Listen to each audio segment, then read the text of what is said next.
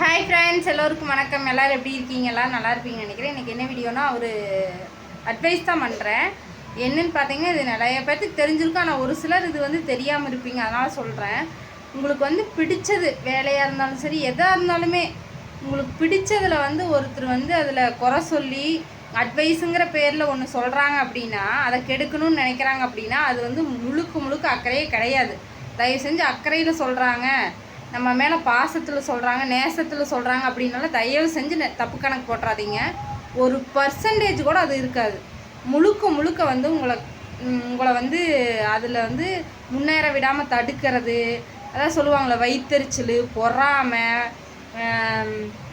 என்னென்ன சொல்லலாம், அதுக்கு நிறைய அந்த மாதிரி விஷயத்தினால மட்டும்தான் உங்களை வந்து அப்படி சொல்லுவாங்க. அட்வைஸுங்கிற பேரில் நீங்கள் வந்து முன்னேறக்கூடாது, உங்கள் மேலே பொறாமை, போட்டி, வயிற்றெரிச்சல் இந்த மாதிரிலாம் இருக்கிறதுனால மட்டும்தான் சொல்லுவாங்க. அதனால் நீங்கள் எதுவுமே காதில் வாங்கிக்காதீங்க. எக்ஸாம்பிள் நானே சொல்கிறேன். யூடியூப்பில் வந்து எனக்கு அட்வைஸுங்கிற பேரில் வந்து ஒரு சிலர் சொல்லுவாங்க, எதுக்கு இந்த மாதிரி வீடியோ போட்டுக்கிறேன், இதெல்லாம் தேவையில்லாத வேலை அப்படின்னு சொல்லுவாங்க. அதெல்லாம் வந்து நல்லதுக்கே கிடையாது. இன்னும் ஒரு சில கூட்டங்கள் வந்து திட்டுறக்கே ஆரம்பிச்சிடும். அதெல்லாம் வந்து ரொம்ப எக்ஸ்ட்ரீம் லெவல். அதெல்லாம் வந்து ரொம்ப பொறாமையின் உச்சம்னே சொல்லலாம். அவங்களாம் வந்து எனக்கு 5 பத்து கொடுக்க போகிறதில்ல. இன்னொன்று என்னென்னா, நான் வந்து என் குழந்தைங்க நிம்மதியாக பார்த்துட்டு என் வீட்டில் டைம் ஸ்பெண்ட் பண்ணிவிட்டு ஆடு மாடையும் பார்த்துட்டு எல்லா வேலையும் முடிச்சுட்டு நான் வந்து இதில் சம்பாதிக்கிறேன் அப்படின்னா, அது வந்து நீங்கள் பண்ணுற சப்போர்ட்டு. இன்னொன்று நம்ம அது மேலே வச்சுருக்கிற அதாவது எப்படி சொல்கிறது, திறமைன்னு கூட இதில் திறமையும் நிறைய பேர் வெளிப்படுத்துகிறாங்க. நான் என்ன சொல்ல வரேன்னா, இது எல்லாம் அவங்க திட்டுறாங்க, இவங்க திட்டுறாங்க, அவங்க அப்படி சொல்கிறாங்க, இவங்க இப்படி அட்வைஸ் பண்ணுறாங்களே, நல்லதுக்கு தான் சொல்லுவாங்களோன்னு நினச்சி நான் இதுலேருந்து வெளியே போனேன். எனக்கு வந்து 5 பத்து யாரும் நடப்போகிறதில்ல.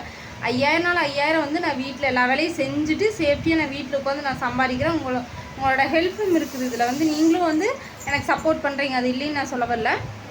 அந்த சப்போர்ட் பண்ணுறவங்களையும் வந்து திட்டுறாங்க பார்த்தீங்களா, அது இன்னுமே பயங்கர கேவலமான வேலை. அதெல்லாம் வந்து பொறாமையின் உச்சத்திலும் உச்சம். அதனால் வந்து அதெல்லாம் நம்ம காதில் வாங்காமல் நம்ம வேலையை பார்த்துட்டே போயிட்டு இருந்தோம்னா நம்ம லைஃபும் நல்லாயிருக்கும், நம்மளும் நல்லாயிருப்போம்.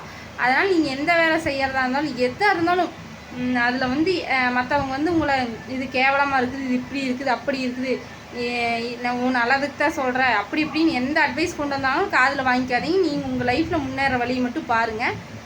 நான் வந்து அனுபவத்தில் சொல்கிறேன். ஓகேங்களா? உங்களுக்கு புரிஞ்சிருக்குன்னு நினைக்கிறேன். அதனால் வந்து இந்த யூடியூப்பில் வீடியோ போடாத, வெட்டியை உட்காந்து சம்பாதிக்காத, அடுத்தவங்க காசு திங்காத, இந்த மாதிரி பேசுகிற வேலையில் வச்சுக்காதீங்க. நான் யூடியூப்பில் வீடியோ போடுவேன், என்ன பிடிச்சவங்க பார்க்குறாங்க, சம்பளம் எங்கேயோ இருந்து வருது, யாரோ போடுறாங்க, அது உங்கள் காசு தான் வருது, நீங்களே வந்து முடிவு பண்ணிட்டீங்கன்னா அதுக்கு ஒன்றும் பண்ண முடியாது. அதுக்காக நீங்கள் பார்க்காமலாம் எனக்கு அமௌண்ட் வருதுன்னு சொல்ல, எங்களை பிடிச்சவங்க பார்க்குறாங்க, பிடிக்கலன்னா பார்க்காம போயிட்டு இருங்க. இப்போ நான் சம்பாதிக்கக்கூடாதுன்னு நினச்சிங்கன்னா நீங்கள் பார்க்காதீங்க. பார்க்காம இருந்தீங்கன்னாவே எனக்கு சம்பளம் வராது. அதை விட்டுட்டு ஏன் வந்து திட்டுறீங்கன்னா, நான் இருந்து வெளியே போயிட்டு உங்களுக்கு என்ன அதில் சந்தோஷம் கிடைக்குன்னு தெரில. இத்தனைக்கு நீங்கள் யாரோ நான் யாரோ ஆனாலும் அந்த கெட்டணம் உங்களுக்கு இருக்குதுன்னா, இதெல்லாம் தான் வந்து பொறாமையின் உச்சம்.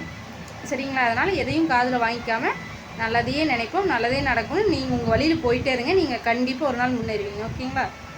ஓகே, பாய். திடீர்னு சொல்லணும்னு நானும் உதயம் வந்துச்சு, அதனால சொன்னேன். Bye friends.